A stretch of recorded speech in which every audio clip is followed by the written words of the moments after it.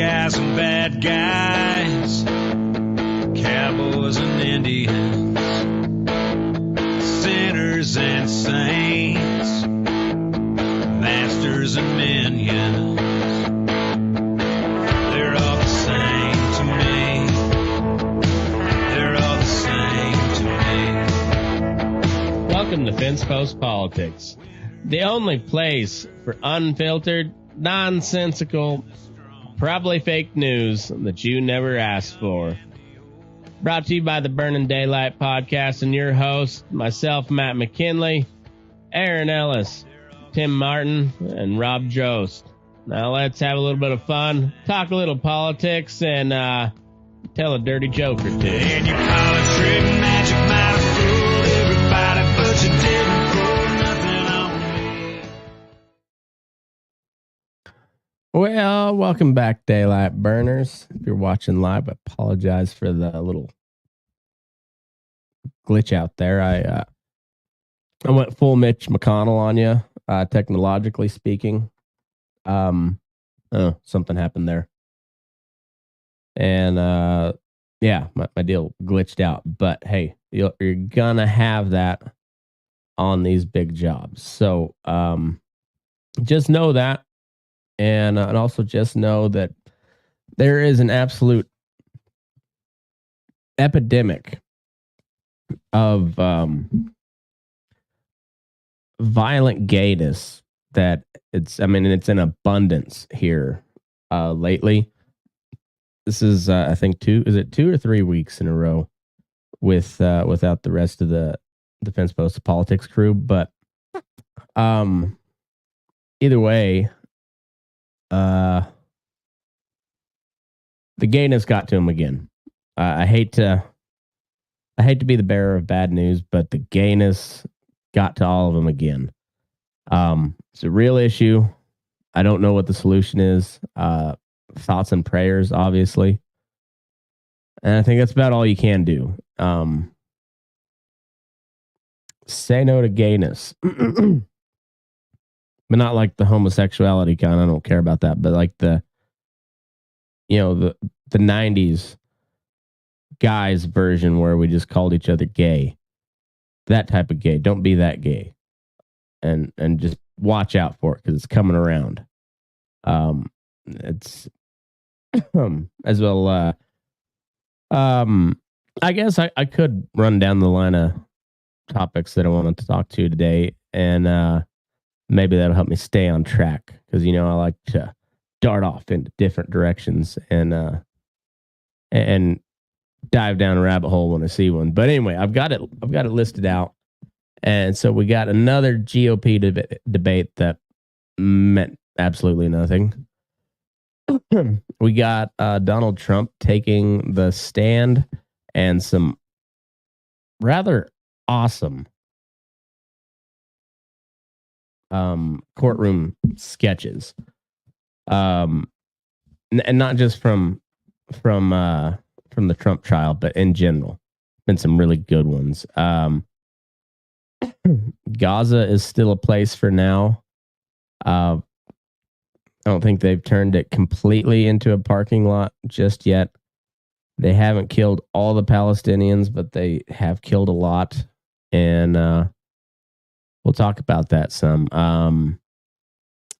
Biden family got some subpoenas headed their way. We'll see about that. As well, strike season is over. Gay season's upon us. Strike season's over. And then we got a sad case of a Thicc preacher, and I can't remember if it was Alabama or Mississippi. But in the meantime, let's talk about this GOP debate because it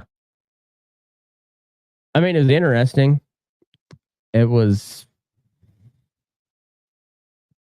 pretty embarrassing. Once again, the guy that they're all trying to replace wasn't there.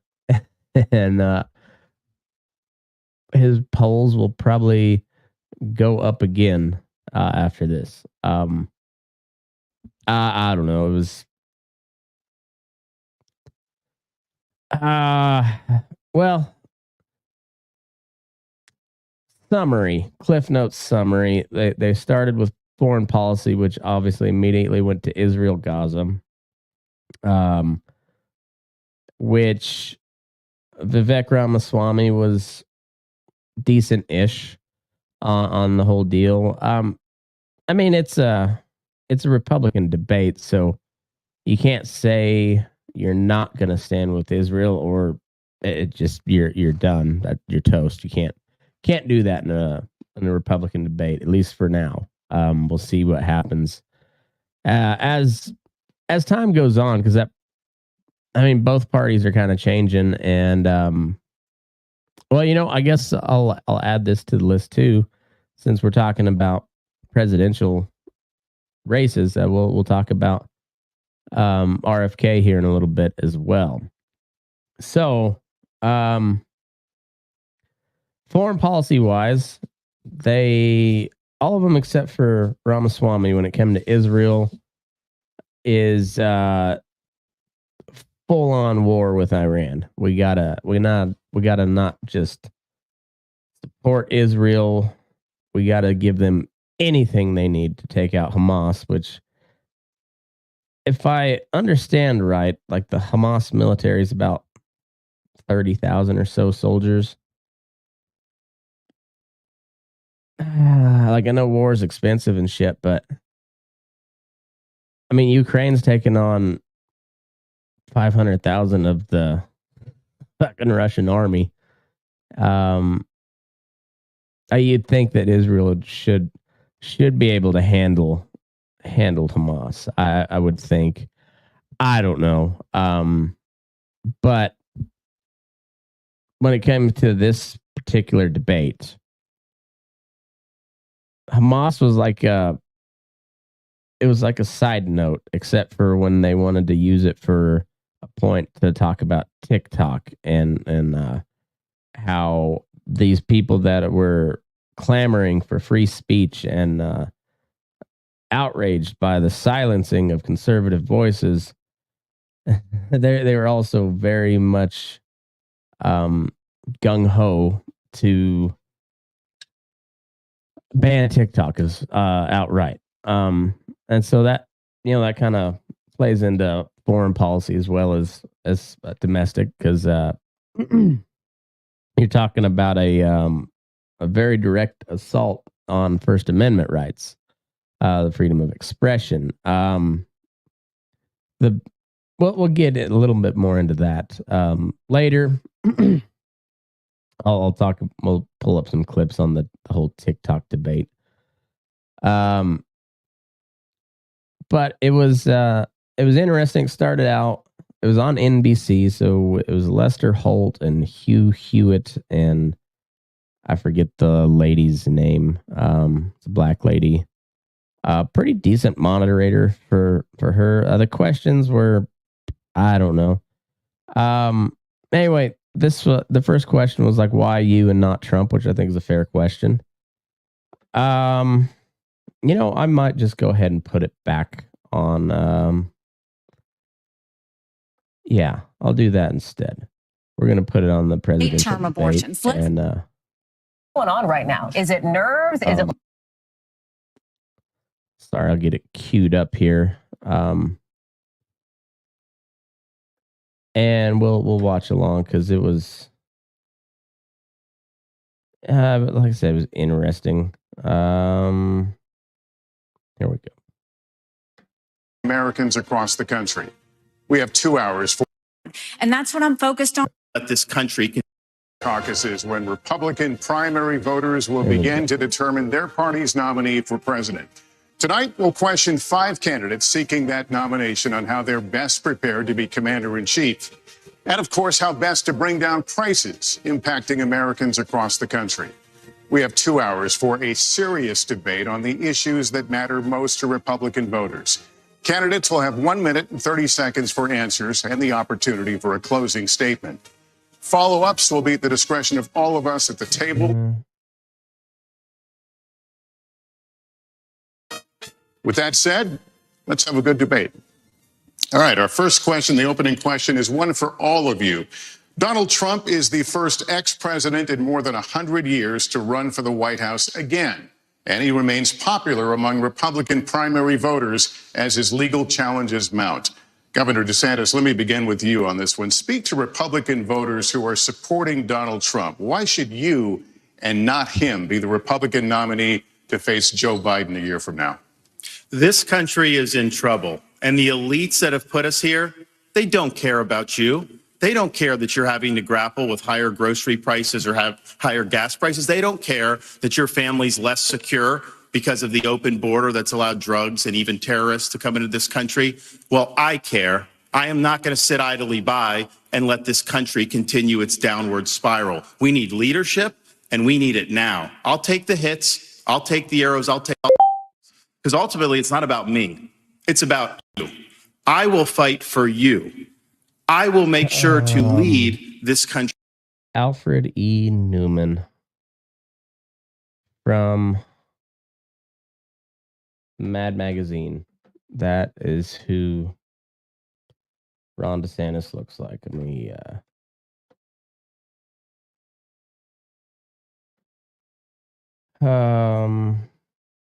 right there. Ron DeSantis.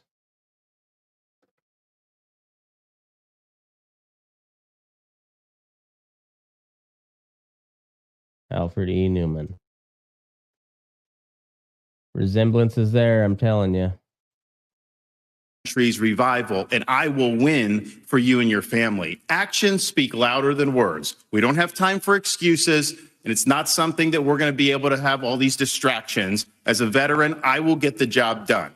Now, if you look where we are now, it's a lot different than we were in 2016. And Donald Trump's a lot different guy than he was in 2016. He owes it to you to be on this stage and explain why he should get another chance. He should explain why he didn't have Mexico pay for the border wall. He should explain why he racked up so much debt. He should explain why he didn't drain the swamp. And he said Republicans were going to get tired of winning. Well, we saw last night, I'm sick of Republicans losing. In Florida, I showed how it's done. 1 year ago here, we want a historic victory, including a massive landslide right. So Donald Trump should do this and do that, but he's not going to. And yeah, his poll numbers will probably go up after this. They're all solid points that he brings up, especially the losing part. There was a handful of these weird off-year elections. A couple of governors, both went Democratic. There was a lot of like ballot measures. I got to look and see if Texas voted on how they voted on the right to farm amendment. But there was a big abortion constitutional amendment in Ohio that I haven't looked into it. So I don't know exactly the extent of it, but I know it enshrines abortion in the state constitution. The details of it I don't know, but it passed. I don't know what the numbers are, but I'm sure pretty overwhelmingly, if I had to guess, abortion is a losing issue politically for Republicans. They got the Roe v. Wade thing overturned, which I think was a good thing, regardless of the moral issue of abortion. Just from a legal ruling, it seemed like it needed to be struck down and sent back to the states. And I have no doubt. I mean, I wouldn't say it. That's the wrong way to put it.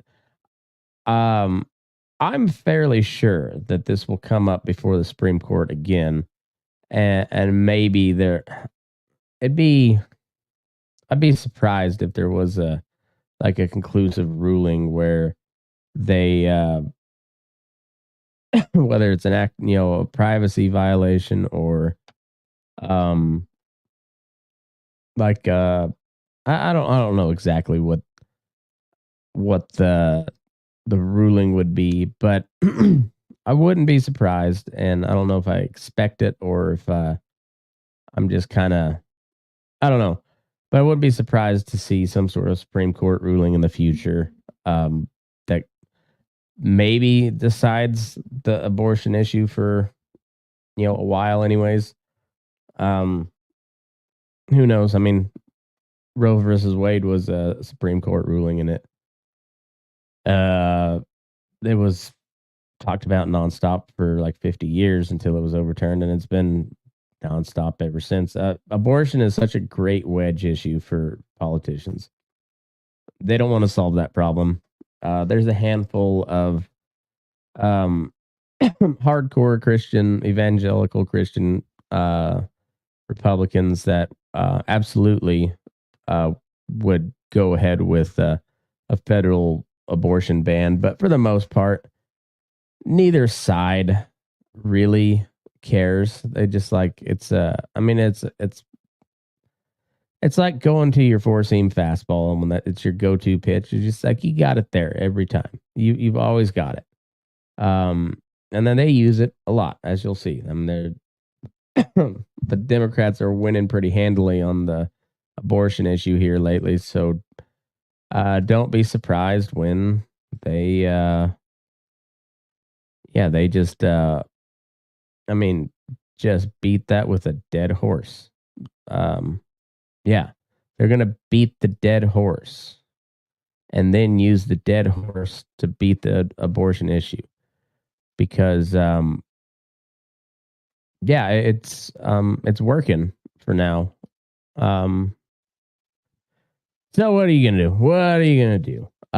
Anyway, Republicans lost big. We'll continue along, and here in Miami-Dade County. That's how we have to do it. So I promise you this, as the nominee, next November, I'll get the job done. And as president, I will deliver. Your time is up. Let me turn to Ambassador Haley. Why you and not the former president? Well, I think you look at the fact that we're almost $34 trillion in debt. 60% of Americans are living paycheck to paycheck. 50% of American families can't afford diapers. 1 in 6 American families can't pay their utility bills. You have the fact that he used to be right on Ukraine and foreign issues. Now he's getting weak in the knees and trying to be friendly again. I think that we've got to go back to the fact that we can't live in the past. We can't live in other headlines. We've got to start focusing on what's going to make America strong and proud. And that's what I'm focused on doing. Let's make sure we pay down our debt. I think we need an accountant in the White House. Let's make sure that we have transparency in the classroom. As a mom, I know what that means. Let's make sure we secure our borders so that our families are safe. Let's get crime down, because our families want to know that they can be safe no matter where they go. And as the wife of a combat veteran, I will tell you, a military needs to know we have our back, and we need to make sure that America is. Ambassador, thank you very much.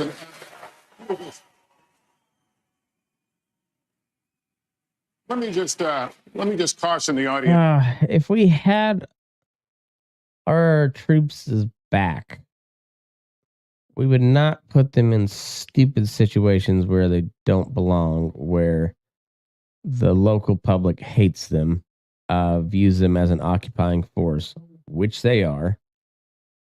And now, well, I guess I'll save it. But there's been increasing attacks on U.S. positions in the Middle East since this Israel-Gaza stuff. So, she is such a classic neocon. Just like how every issue seems like is gonna revert back to how we're gonna bomb somebody, and project strength militarily. And so let's not go down this road. We've asked you to please, keep restraining yourselves, and would be helpful so we can hear the candidates, because these are important issues and the voters want and need to hear them. Mr. Ramaswamy, let me turn to you. Please make your case. Why should you be the nominee and not the former president? I think there's something deeper going on in the Republican Party here, and I am upset about what happened last night. We've become a party of losers at the end of the day. It was a cancer in the Republican establishment.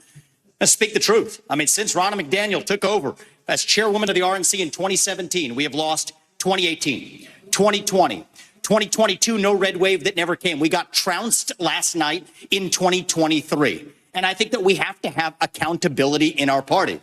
For that matter, Ron, if you want to come on stage tonight, you want to look the GOP voters in the eye and tell them you resign, I will yield my time to you. And frankly, look, the people there cheering for losing in the Republican Party. Think about who's moderating this debate. This should be Tucker Carlson, Joe Rogan, and Elon Musk. We'd have 10 times the viewership, asking questions that GOP primary voters actually care about and bringing more people into our party. You think the Democrats, and we've got Kristen Welker here, you think the Democrats would actually hire Greg Gutfeld to host a Democratic debate? They wouldn't do it. And so the fact of the matter is, Kristen, I'm going to use this time because this is actually about you in the media and the corrupt media establishment. Ask you, the Trump-Russia collusion hoax that you pushed on this network for years, was that real or was that Hillary Clinton made up disinformation? Answer the question. Go. Mr. Ross. This is how we get our country back. We need accountability because this media rigged the 2016 election. They rigged the 2020 election with the Hunter Biden laptop story. And they're going to rig this election. Your time is up. Accountability. Let me turn to Governor Christie. Why you? So there we go. We got Vivek swinging for the fences, and I mean, it was a solid. It was a solid enough answer, I suppose. I didn't hate it. He was feisty. I mean, if Trump wasn't in the race, that might have played well, down the road. But maybe it still will. It seems like he's still jockeying for a VP position. I don't know what that's going to look like, but the other two, Chris Christie and Tim Scott, who cares? I guess there's another one of these things, and they're going to whittle it down even more, and probably Chris Christie and Tim Scott won't make the stage, it sounds like. I don't know who's asking for Chris Christie and Tim Scott. I don't know who's asking for another one of these debates, but I don't know. It was dumb. See if I can find some better ones. Here we go. That's how we move forward, but I want to be careful. Here we go. We'll take a look at this one. I'm not sure which clip this is, but we'll take a look. To avoid making the mistakes from the neocon establishment of the past. Corrupt politicians in both parties spent trillions, killed millions, made billions for themselves in places like Iraq and Afghanistan, fighting wars that sent thousands of our sons and daughters, people my age, to die in wars that did not advance anyone's interests, adding $7 trillion to our national debt. And Joe Biden sold off our foreign policy. Joe Biden's son, Hunter Biden, got a $5 million bribe from Ukraine. That's why we're sending $200 billion back to that same country. The fact of the matter is the Republican Party is not that much better. You have the likes of Nikki Haley, who stepped down from her time at the UN. Bankrupt or in debt was her family. Then she becomes a military contractor. She joins the board of Boeing and otherwise, and is now a multimillionaire. So I think that that's wrong when Republicans do it or Democrats do it. That's the choice we face. Do you want a leader from a different generation who's going to put this country first? Or do you want Dick Cheney in 3-inch heels? All right, Mr. That was a pretty solid little jab. Dick Cheney in 3-inch heels, and there's two of them on stage. I don't know if you've been following the Ron DeSantis boot conspiracy, where it sure looks like he's got heels in his like to make him look taller. not like your typical cowboy boot heel.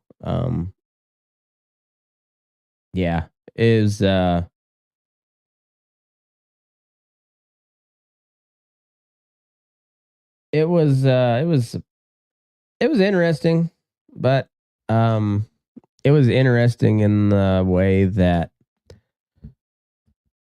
I don't know, like a real shitty Thursday night game is interesting. So like, who did we got tomorrow?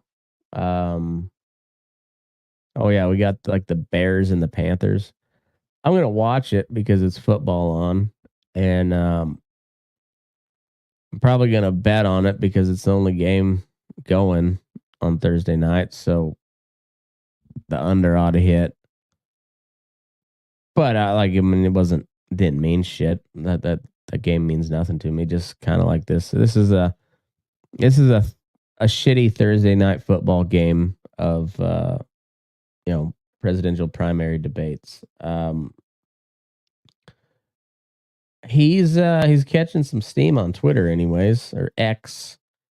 Trending number one. Well, he was for a while. Let's see what's Nikki Haley got on what was people saying about her.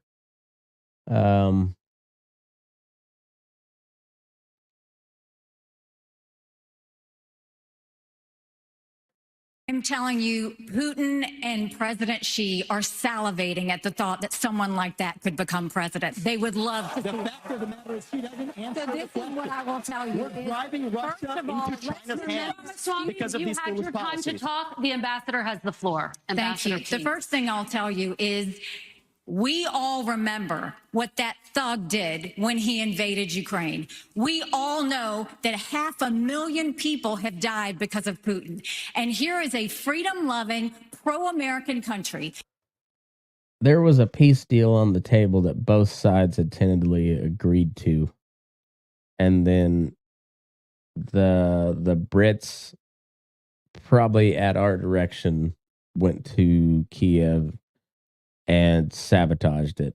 And that was, I believe, they invaded in February, and that peace deal was essentially on the table in April. So after a couple of months of fighting, still heavy casualties, but nowhere near what has gone on for, this is coming up on the 2 years, 2-year anniversary here fairly quick. And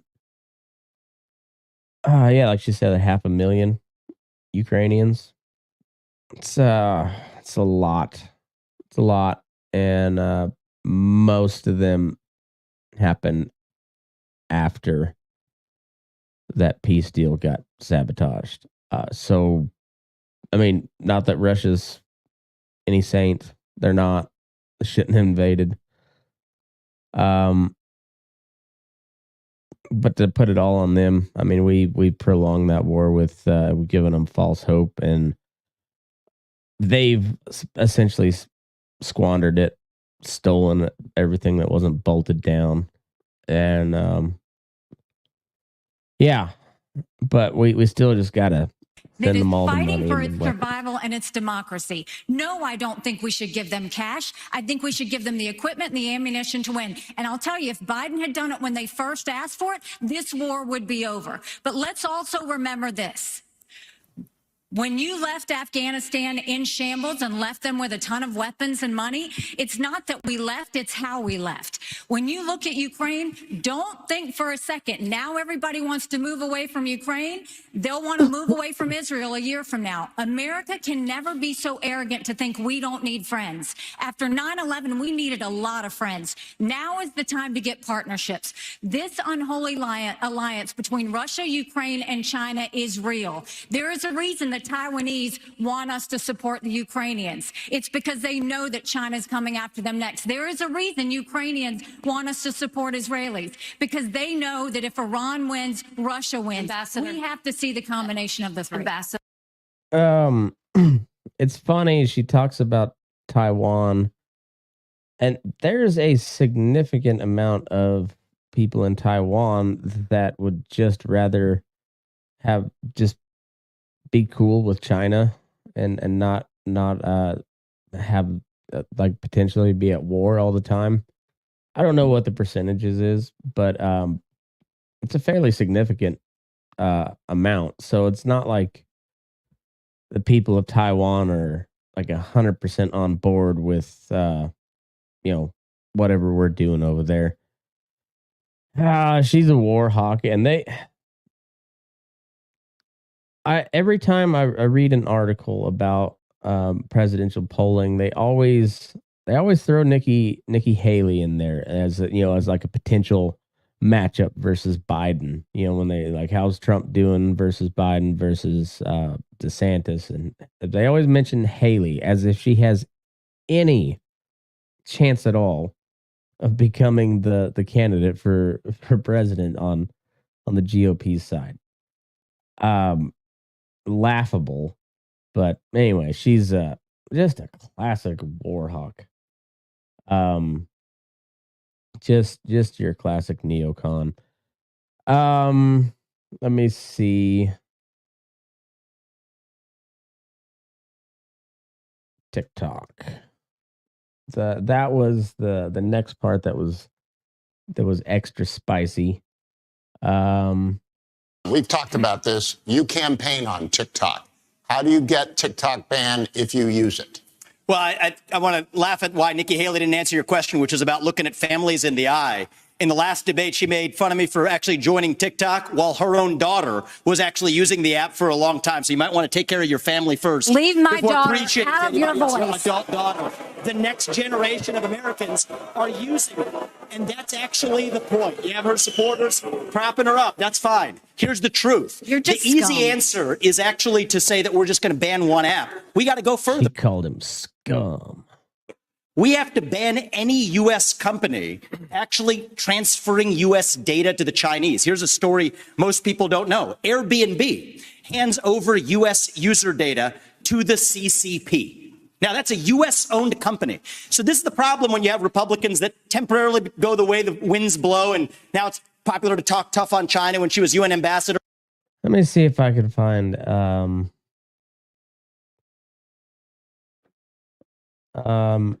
maybe I'll just pull up that segment on last person standing TikTok deal. It was something else.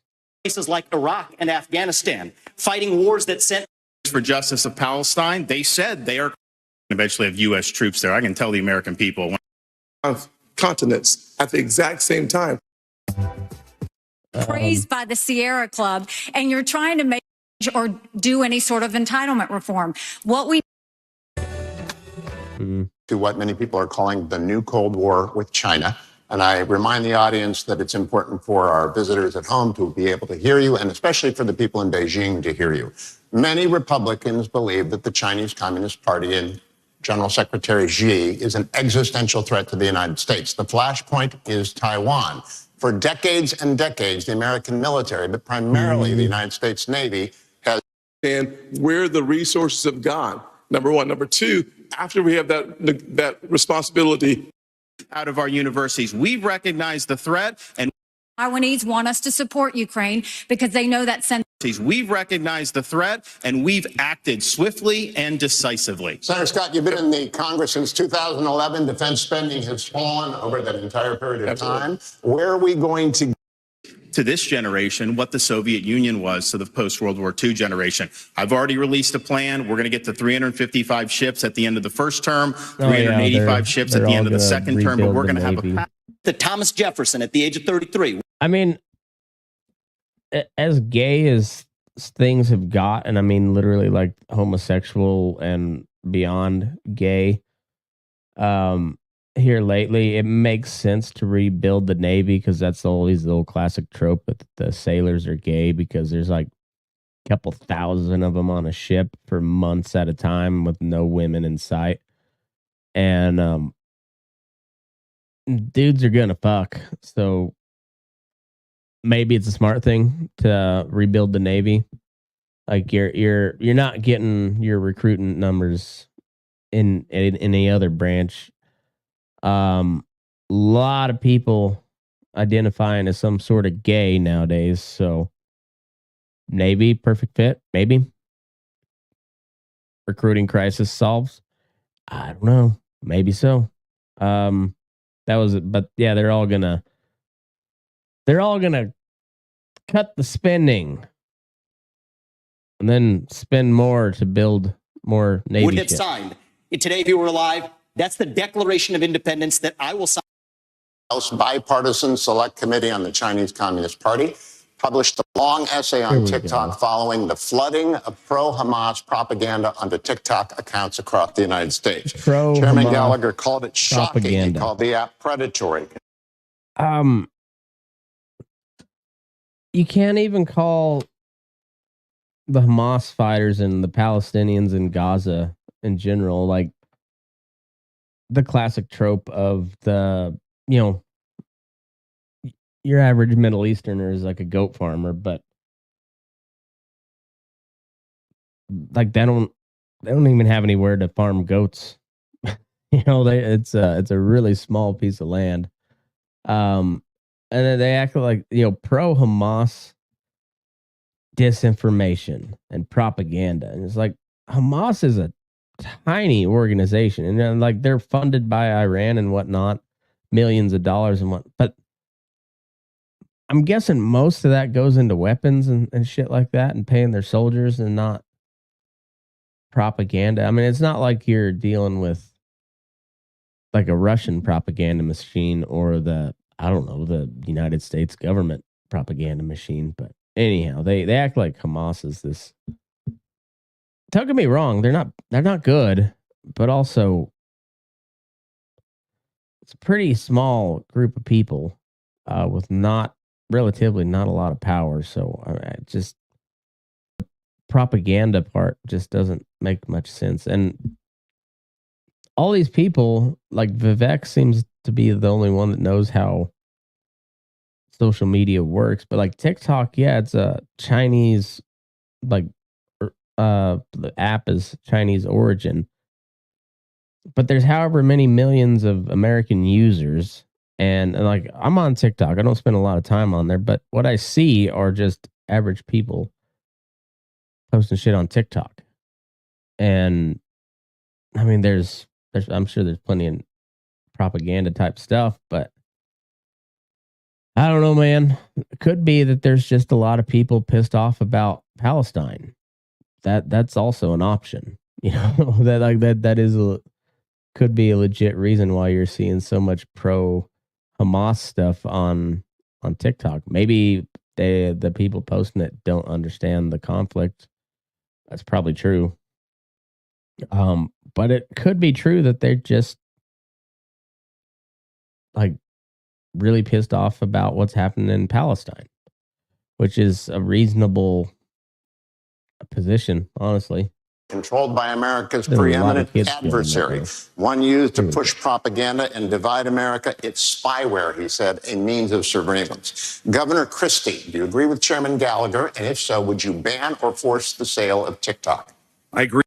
All right, so I'm gonna play through this through all of their responses here. I think because I don't remember if they all responded, but I think so. And it just, I guarantee you, all of these people have mentioned something about freedom of speech and how we've got to stop censoring and like the free and open debate of ideas. Win with words. I bet you they've all said some form or variation of those those phrases. Probably within the last week. And then listen to him when it comes to TikTok. Agree 100% with Chairman Gallagher, and let me say this. TikTok is not only spyware, it is polluting the minds of American young people all throughout this country, and they're doing it intentionally. And when you saw what happened in the last few weeks with all of this anti-Semitic, horrible stuff that their algorithms were pushing out at a gargantuan rate, this is China trying to further divide the United States of America. And this is one of the big failings among many of the Trump administration. He talked tough about TikTok. I heard him do it many times.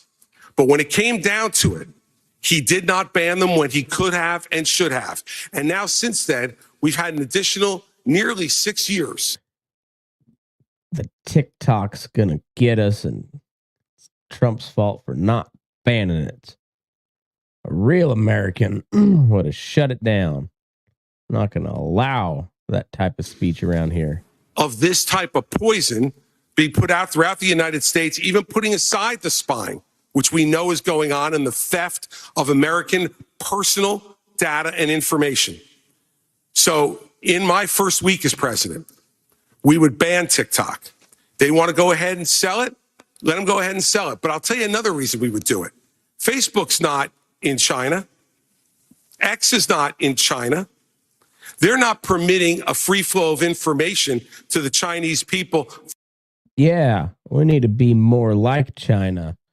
Stop that free flow of information From our social media companies, yet we just open the door and let them do what they're doing. TikTok should be banned because they are poisoning American minds, and I would do it week one. Thank you, Governor. I want to go to Governor DeSantis. Would you ban or force the sale of TikTok, regardless of whether or not China allowed American apps to operate in China? Yes, I think that China is the top threat we face. They've been very effective at infiltrating different parts of our society. So my policy on China, on the Chinese Communist Party, is very simple. We win, they lose. And in order to do that, it's not just military, it's economic, and it's cultural. And as the dad of a 6'5" and a 3-year-old, I'm concerned about the data that they're getting from our young people and what they're doing to pollute the minds of our young people. These kids get these devices and they're trying to sell them shit, because that's what China does, is they make and sell shit to us. Our companies build all the shit that we buy over in China, which props up their economy. Like, if we don't buy their stuff, that's a huge chunk of their market. And it hurts them for sure, collapses their economy, but also, like, shit gets real scarce here in the States because we ain't got no Chinese shit to buy that we are accustomed to buying because it's cheap and relatively well made for ish, you know. have a mind of their own. And I know a lot of parents are looking, it's hard to even keep it out. China's obviously the most extreme, but this is happening with other things. So we are going to do that, and we are going to make sure to protect the American people. It's a full spectrum approach to be able to fend China off. Yes, military deterrence. Yes, economic. Free speech is so important, but not when it comes to China. Fuck them Chinese. That we gotta ban all their stuff. Well, we keep buying all their stuff and selling them soybean and pork and beef. And like, we got a pretty good relationship with China, but we just like got to fight out in public, I guess. But we helped them create the COVID virus. Like, that was our money that we gave them, probably illegally. Anyways, we'll decoupling, finish this clip and then we'll move on to other topics, because it was a real also their role in our culture. If we ignore that, we're not going to be able to win the fight. Thank you, Governor. Ambassador Haley, speak to the parents out there. There are probably TikTok apps on half the phones in this auditorium. No, I'm going to speak to the fact that two people hit me and you didn't let me respond. So let's first talk about the fact that they want to talk about the Chinese land from 10 years ago. Yes, I brought a fiberglass company 10 years ago to South Carolina. But Ron, you are the chair of your economic development agency that, as of last week, said Florida is the ideal place for Chinese businesses. Not only that, you have a company that is manufacturer of Chinese military planes. You have it. They are expanding 2 training sites at 2 of your airports now, one which is 12 miles away from a naval base. Then you have another company that's expanding, and they were just invaded by the Department of Homeland Security. So mine was 10 years ago. You gave Yours them was stuff. 6 I months didn't ago. give them anything. What's your story? And I abolished that agency that she's talking about. No, Enterprise Florida, We abolished it, and of course, we banned He China from scrubbed buying the land. website Not last exactly week. a Go great check. recruiting pitch if you're banning them from You purchasing land. scrubbed at the all. website So we last stood up week. and Thank we've you, done the Ambassador right thing Haley. in Florida. Mr. Ramaswamy, we've talked about this. You campaign on TikTok. How do you get TikTok banned if you use it? Well, I want to laugh at why Nikki Haley didn't answer your question, which is about looking at families in the eye. In the last debate, she made fun of me for actually joining TikTok while her own daughter was actually using the app for a long time. So you might want to take care of your family first. Leave my before daughter preaching out of to your your voice. adult daughter. The next generation of Americans are using it. So we already heard that part. And then For pro-Israel views or others, it's me, Ambassador and I predict Haley, more Republicans will join it. But stop U.S. companies from turning over data to Chinese companies. That's the moderators real answer, like not the virtue Kristen signal. don't get to respond to personal attacks, but you do. Thank you very much. You know, when he talks about me praising China, he doesn't know the fact that the reason China was praised was because I negotiated with China and Russia the largest set of sanctions against North Korea in a generation. That is literally the reason North Korea stopped testing ballistic missiles. So I said China did good on their part. That was a You said they negotiation are you great could friend never is do. what you said, Nikki. Those are your words, not mine. And so just When own up to it. you would never You can have been change able your to mind. get That's that allowed. negotiation But don't done. lie to the people about I what have you've said or what you've done in against China South Carolina. my You have brought entire them to South career at Carolina. the Ron is United right about Nations. that. Every day I fought China, and I did it Look at the by making sure actual no facts. one You could brought them get to this any country. agency heads in UN. I did it by making sure that we called them out on human rights. I did it by making sure that we held them accountable on everything that they did. That's the reason we got out of the Human Rights Council. That's the reason we called them out. And there's not been a day I haven't Nikki, stopped. Senator Scott, it is your turn. Policy Mr. experience with the millions Ramaswamy. you made afterwards. Everybody else is hanging on to the rules here, Mr. Ramaswamy. Senator Scott. Thank you. We should.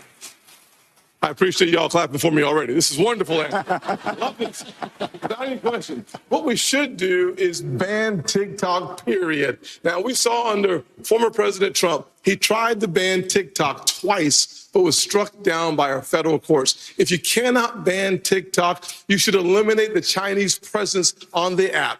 Period. We also should provide, in my parents' Bill of Rights, we give parents the opportunity to give their kids permission under 14 to be on those apps. I think it's incredibly important for us as Americans to take back control of the information, there's no especially way of our you can kids. enforce that. Where does it go? We should know that. One of the ways that we get to know that is by having a parental consent. Yeah, you weren't allowed to get a Hotmail account until you were like 16, I think. And I had one when I was maybe 11. No, it'd been like 13, I guess. Either way, I think it was too young, but didn't stop me. You had to be 18 or 21 to log into a porn site. Didn't stop me once. So how are you gonna keep a 14-year-old off or a 13-year-old off of TikTok? It's as a stupid. I'll let him finish, I guess. But if we can eliminate TikTok, that is a first step. But it's not just TikTok. China continues to spy on our kids, but they're also buying our farmlands. We talked about that several times there. We have to make sure that we use the tools that are in our toolkit to stop China from buying farmland near our bases. The third thing we have to do is make sure that they stop stealing our intellectual property. They're literally stealing our IP to compete against us. My administration, we stopped that day one, and we start making sure that we create six-figure income for jobs made in America through my strategy. All right. So, yeah, that's. I find it interesting that they had this whole segment on TikTok and how bad it is because it was Chinese owned and whatever. And I have no doubt they're probably stealing data and selling it and doing whatever with it. Mostly get you to buy shit, but it's no different than anything American social media companies have already done. We have pretty hard evidence of collaboration with the U.S. government to shut down accounts, pull down posts willy-nilly. So, yeah. Classic Republicans. They're good on an issue until it doesn't fit their agenda, and then they're just as authoritarian as the left. That wraps up the GOP debate. I got to piss. We'll come back and finish up. All right, we're back. I feel better. All right, so moving on. Donald Trump is it's a civil, or is it a criminal? It's a fraud trial, civil trial against him. Okay, so testifying under oath in a New York courtroom with the fate of his family's business empire on the line, former President Donald Trump lashed out against the judicial forces that put him there. Trump has already been found liable for fraud, a word he lobbed at the judge overseeing the civil trial against him. He said New York Attorney General Letitia James should be ashamed of herself. So yeah, he was found liable. It was a bench ruling. So now the trial's about how much he has to pay and the fines, I guess. Over the course of 4 hours on the stand Monday, Trump repeatedly strayed from questions, earning reprimands from the New York judge Arthur Engoron on several occasions. The judge, who was seated just feet away from Trump, will decide the outcome of the bench trial himself, so no jury. Trump's testimony. In his testimony, the former Trump and the current frontrunner, blah, blah, blah, stood by the valuations of various Trump properties that other co-defendants have sought to distance themselves from. The numbers of my net worth are substantially more than the numbers reflected on the financial statements, he said in one exchange. Therefore, you have no case.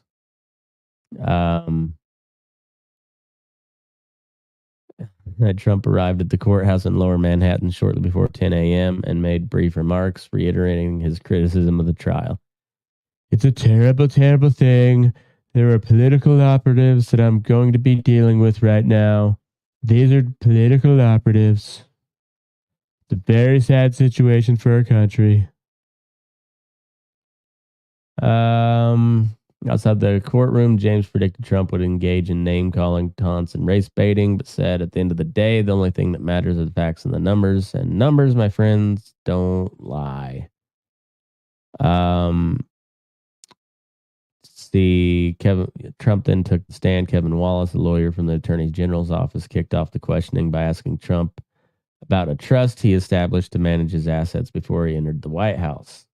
When he left office in 2021, he took control of the trust only to relinquish it again in July 2021. He testified that he did so because of increasing legal pressure from a number of fronts. You and about every other Democrat district attorney, AG, and U.S. attorney were coming at me from 15 different sides, all Democrats, Trump haters. I had great confidence in my son to manage my assets.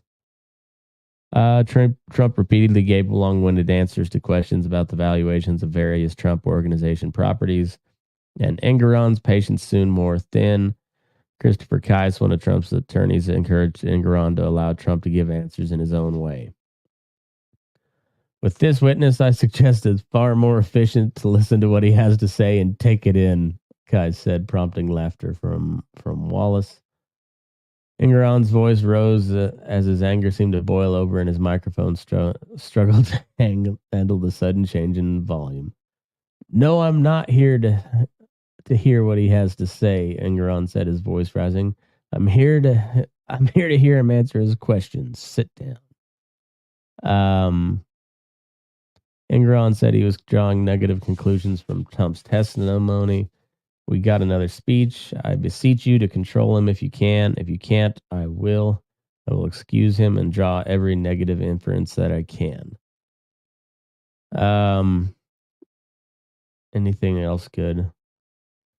James' office says the documents known as statements of financial. Okay, here we go. After a break, Wallace posed questions about the valuations of Trump and his company's properties, including Mar-a-Lago, Trump Tower in Manhattan and an upstate New York estate known as Seven Springs. Trump defended financial statements listing their supposed value, saying that even those valuations have been determined to be inflated were too low. He added that he would not be willing to sell several properties because they were worth so much. James' office says the documents known as statements of financial condition inflated his net worth by billions. Trump said the documents included a disclaimer that absolved him of responsibility for inaccuracies. The disclaimer clause says if there's a mistake, if there's something, don't rely on it. The disclaimers always hold up in court, except maybe this court. Trump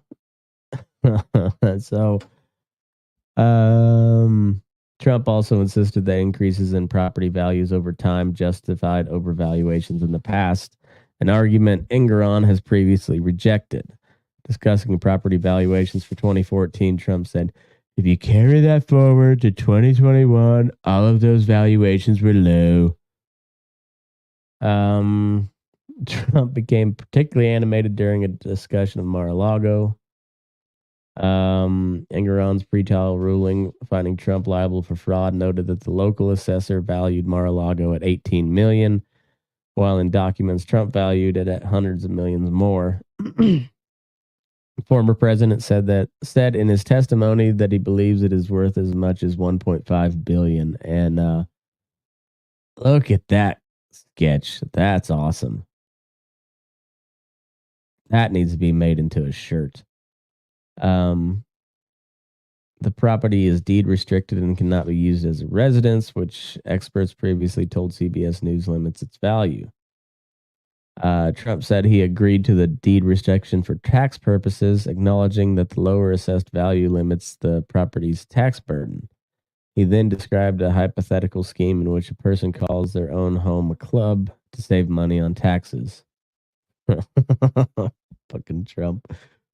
There are a lot of advantages to the club status. The smartest thing to do would be to have a club and have one member.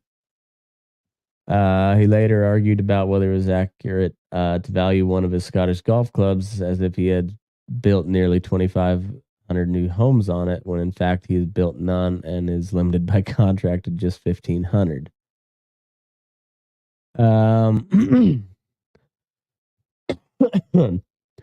At some point, maybe in my very old age, I'll go there and do the most beautiful thing you've ever seen. Later in the day, Trump described a loan related to a Chicago property as having been long since gone. Pressed about that detail, he conceded it was actually paid off very recently. Wallace then asked, are you aware that the Trump Chicago loan was paid off last week? Trump said it was, and that my son recommended it.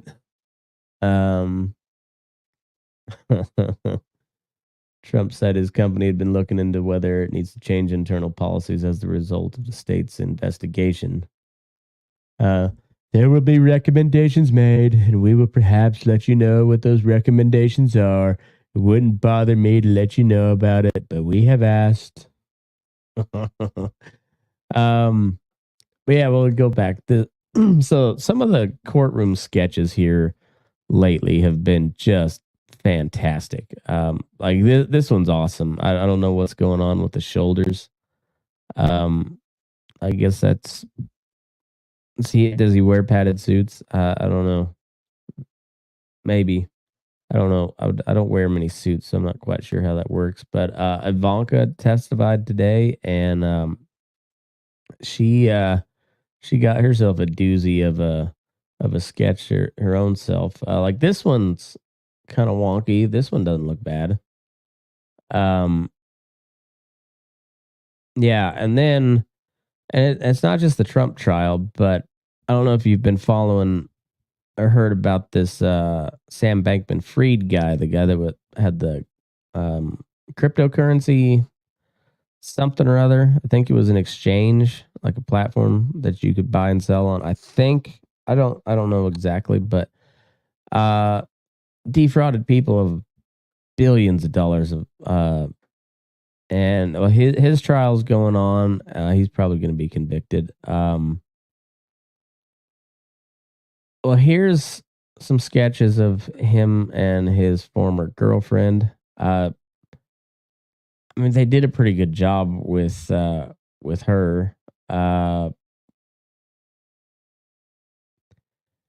But that was the initial one of Sam Bankman-Fried, and yeah, that is not what he looks like. Oh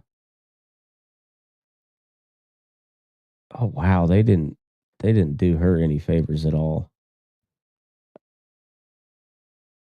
That looks a little closer to him, but it still makes him look too. There he is. Yeah. But what are you gonna do? It's a courtroom sketch. But somebody likes this Sam Bankman-Fried guy because they really drew a flattering sketch of him. Yeah. So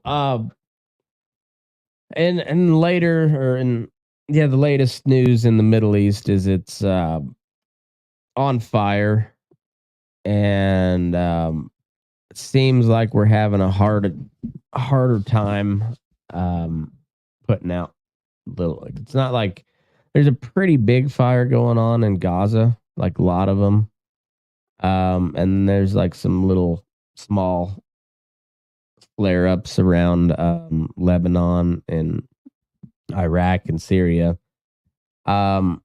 Which is to be expected, but the bad part is a lot of them are against U.S. positions there, whether it be forward operating bases or I don't know. So, but it's been something like 41 attacks since that thing's been going on over there, and it doesn't seem to be slowing down any. So like this one in particular, the Houthis out of Yemen, which is a rebel militia, allied pretty heavily with Iran, but they control part of Yemen anyways. But they shot down one of our Reaper drones the other day that was off the coast. And that was the Houthis claimed it, but then U.S. confirmed it. That said it was analyzing the incident. The Houthis, formerly known as Ansar Allah, have been firing missiles and drones toward Israel and say that the attacks will keep up until the Israeli onslaught on Gaza comes to an end. So let's look up Yemen and see where it is in proximity to Israel. All right, so Yemen is right down here, and Israel is up here. So yeah, Israel's up here, Yemen's up there. I don't know how many miles that is, but they so essentially they're shooting rockets over the entire country of Saudi Arabia and trying to hit Israel. I don't know how successful they've been at all. I don't think they've been able to do really any sort of damage on that front. But it's just another hot spot, and now they knocked out one of our drones, which God knows how much those things cost, but had just one match that didn't quite set off the powder keg, but there's a bunch of people out there with matches, so we'll see how it goes. Another one is we have really stepped up airstrikes in the Middle East. So the U.S. launches more airstrikes in eastern Syria against IRGC. So that's the Iranian Revolutionary Guard Corps, which is kind of like they're like badass commandos, special forces types of the Iranian military. So they're no slouch from what I understand. They're not the best in the world, but they're well armed and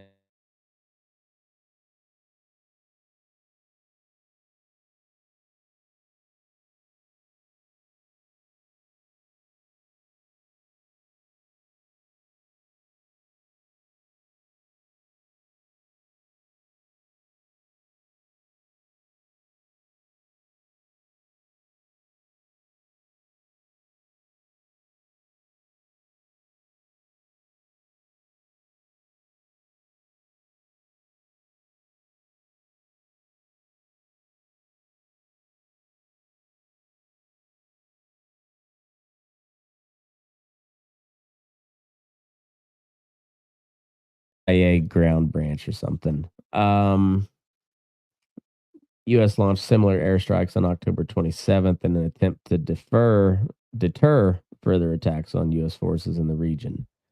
That did not work, but the rocket and drone fire on U.S. bases has not stopped. At least 41 attacks have been reported since October 17th, injuring at least 45 U.S. troops.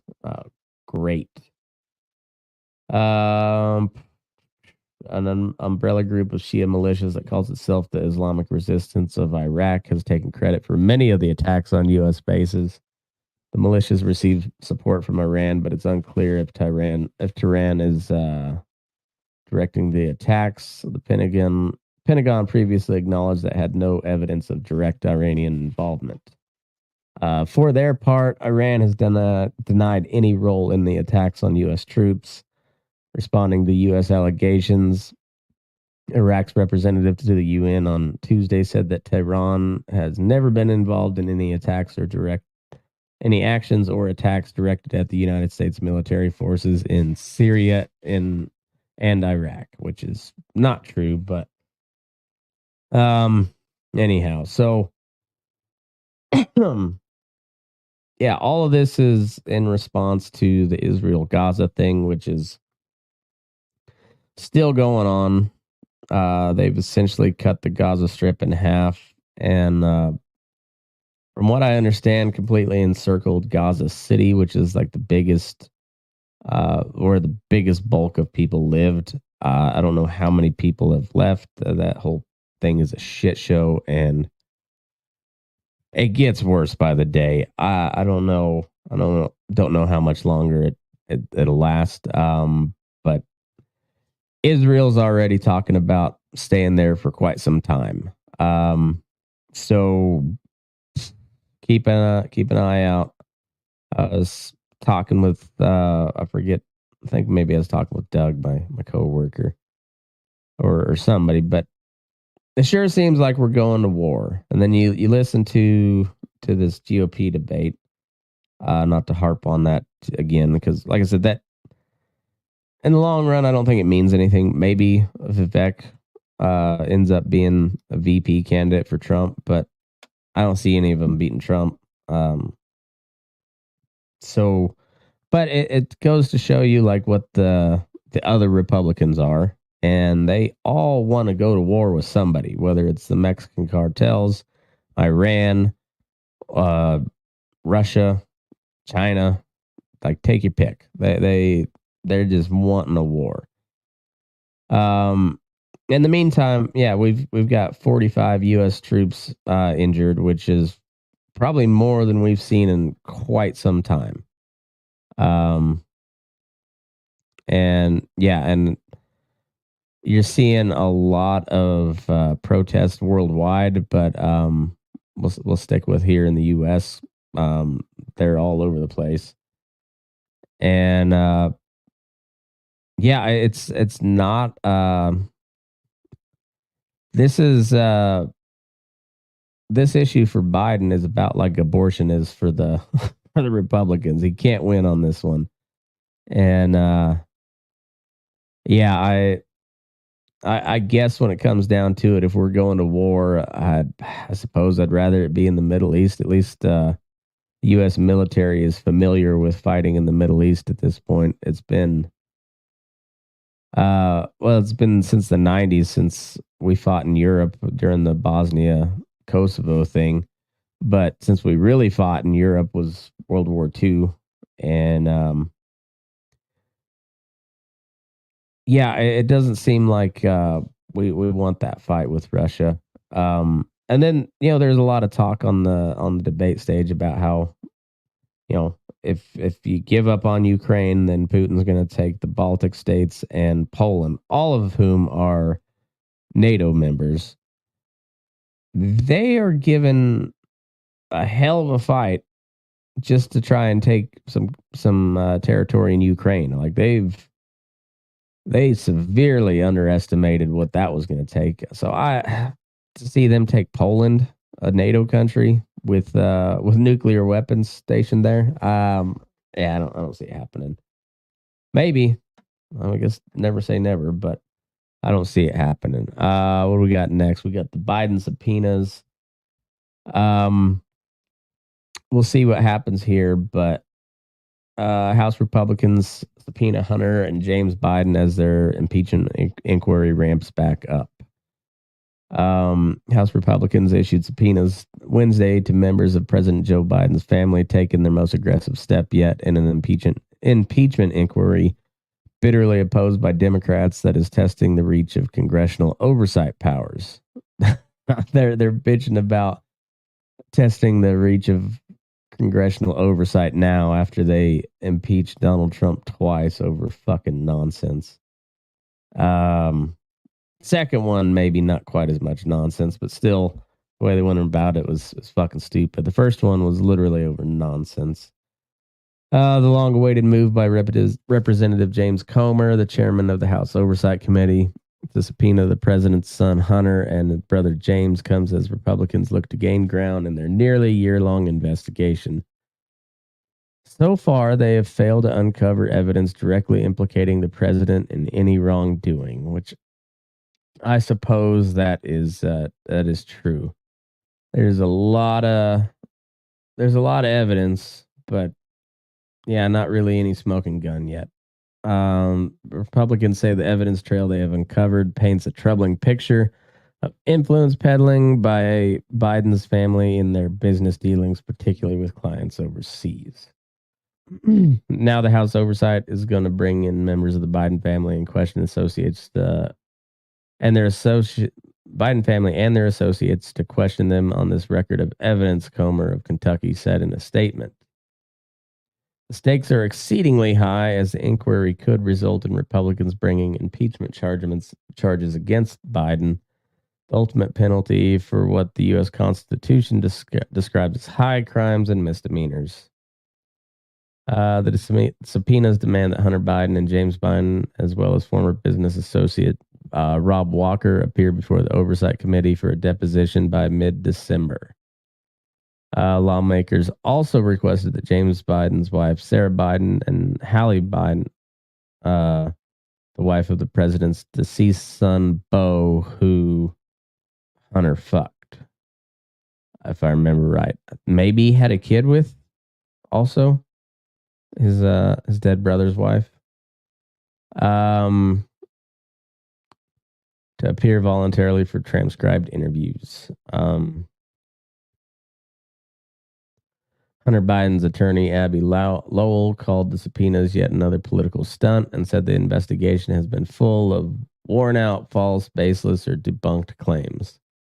Nevertheless, Hunter is eager to have the opportunity in a public forum and at the right time to discuss these matters with the committee. How's the question is, will they go under oath? Will they actually show up? I don't know, but I mean, maybe the Republicans are serious about this impeachment deal. I doubt it, but maybe. Well, we'll wrap up on the Trump Biden stuff there. Strike season's over though.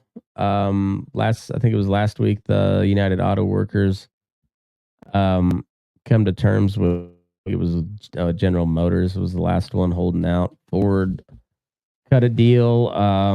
Whoever owns Dodge or Ram or whatever the fuck they're calling it nowadays, they cut a deal, and then GM was the last one to fold.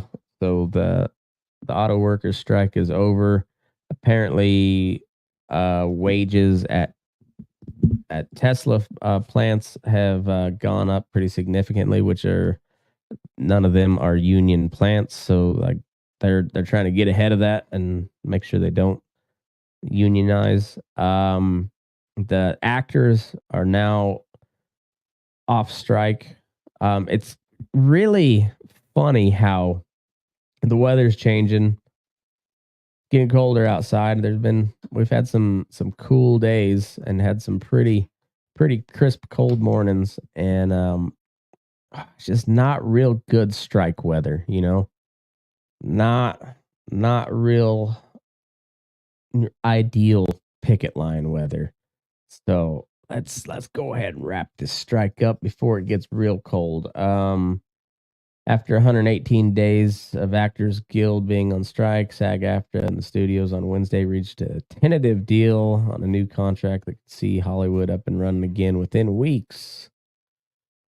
The strike will be over as of 12:01 p.m. Pacific time on Thursday. So as I'm recording this, it's already over. Putting into more than 7 months of labor unrest in Hollywood that saw the Writers Guild and SAG-AFTRA hit the picket lines in the industry's first joint strike in more than 60 years. Does it say? I don't even know what exactly they were striking over. I know a lot of it had to do with the writers, anyways. It had to do with AI. The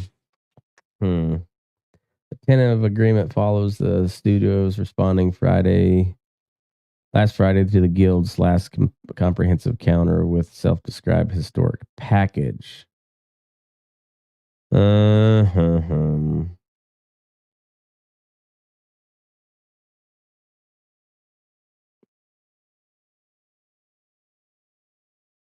I don't know what the terms are. So anyway, strike season's over. I'm sure you guys are all sad to hear about that. And to wrap up the show for the week, we got a Thicc preacher. It's from the New York Post. Alabama preacher who was outed as a drag queen told his friend he was suffering dark days before his suicide. Go back to the original. So Alabama preacher F.L. Bubba Copeland kills himself after being outed as a transgender curvy girl.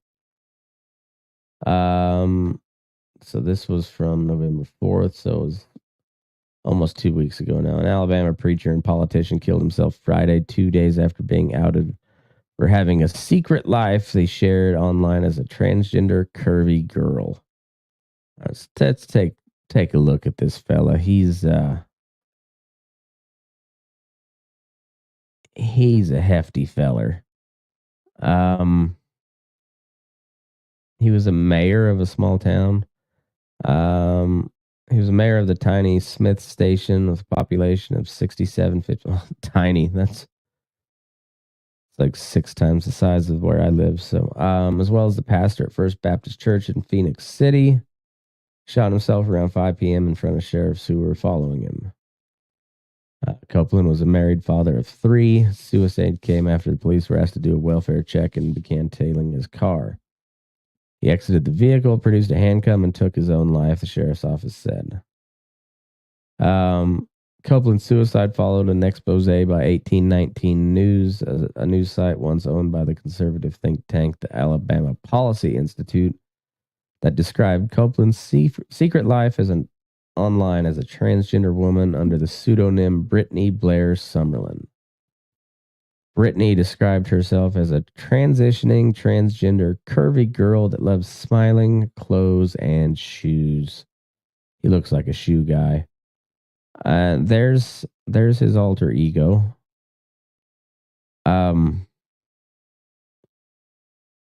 Weird.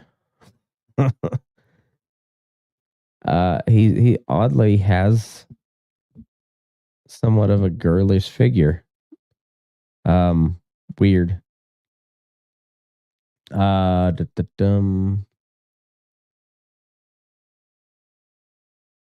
One of his social media profiles showed Copeland wearing different women's outfit, including bedroom photos of himself in women's underwear. 1819 News also reported that Copeland could be seen wearing some of his wife's clothes in his posts, so his wife must be a big gal too. Copeland referred to himself as a thick transgender woman and encouraged other trans women to go on hormone replacement therapy. He also posted transgender porn as well as transgender fiction and erotica that he apparently wrote, according to 1819 News. That's a preacher, by the way. First Baptist, Southern Baptist. Copeland told 1819 News, which published the report on his 62nd. Oh, so he's. I mean, for a fat dude, he aged pretty well. Till that case of lead poisoning got him quick. That his online alter ego was a harmless hobby that did not go beyond his home. Just my wife knows about it, Copeland said. It's a hobby I do to relieve stress. I have a lot of stress and I'm not medically transitioning. It's just a bit of a character I'm playing. I don't go out and seek solicitation or anything like that. What I do in my private life has nothing to do with what I do in my holy life, Copeland told 1819 reporter Craig Monger. Does this have any effect on me being mayor, that I sometimes put on a dress or I sometimes put on makeup? Does that have anything whatsoever to do whatsoever with me being mayor or being a pastor? I mean, it's kind of a distraction, you know. He appeared to take his outing in stride after the expose was published Wednesday. That night, he delivered his regular sermon at the First Baptist Church of Phoenix City and briefly addressed the scandal. I've been an object of an internet attack, Copeland said, an article that was written about my capacity as mayor and capacity as a pastor. The article is not who or what I am. He downplayed the online material, calling it an attempt at humor. Of course, they got to have a picture of him with Trump. Yes, I have taken pictures with my wife in the privacy of our home in an attempt of humor because I know I'm not a handsome man nor a beautiful woman either, Copeland continued. I apologize for any embarrassment caused by my private personal life that has come publicly. A March interview that Copeland did with Columbus, Georgia's WRBL was both poignant and eerily foreshadowed his own fate. I always say we're Mayberry 2023, he said about Smith Station. It really is like everybody knows your name. You know, everybody dies famous in a small town. That's what it is. It's Friday Night Lights. It's Mama's apple pie. Our community is very, very low crime, very low drug abuse. Our number one problem is suicide. It is sad. I think it has a lot to do with the military. I think some of it has to do with social media and the reality of that. The number one problem we have. And well, I wonder if his wife did know beforehand or I don't know. Either way, yeah, he shot himself. That's sad. It's not cool, man. Weird story. It's I don't know, man. Why is it that sometimes like the most straight-laced people are into the weirdest shit? I've known a lot of preachers' kids in my life too, and there's some wild sons of bitches, but different strokes for different folks, I guess. And that Alabama mayor preacher. You know, it's funny. I was married by a preacher who was also the mayor of the town and the sheriff at one point. Owned a gun shop in the bowling alley. Pretty cool guy though. I think he was from Alabama or Georgia originally. I think it was Georgia. Southern guy, but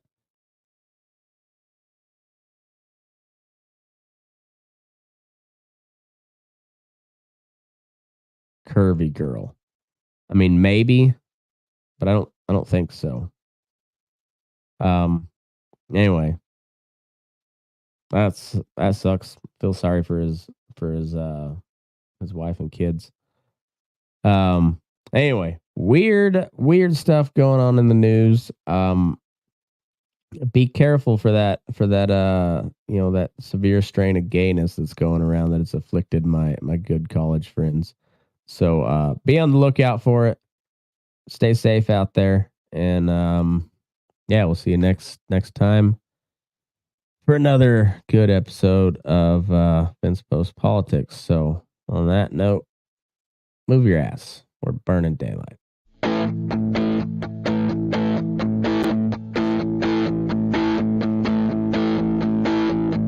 Good guys and bad guys, cowboys and Indians, sinners and saints, masters and minions. They're all the same to me. They're all the same to me. Winners and losers, the weak and the strong ones, the young and the old, the right and the wrong ones. They're all the same to me. They're all the same to me. And your collar trick magic might have fooled everybody, but you didn't throw nothing on me. Choose your battles or bite your tongue, 'cause you know your words have wings. Bar your windows and lock your doors when the puppets start cutting their strings. And watch your step when you find yourself in the company of kings.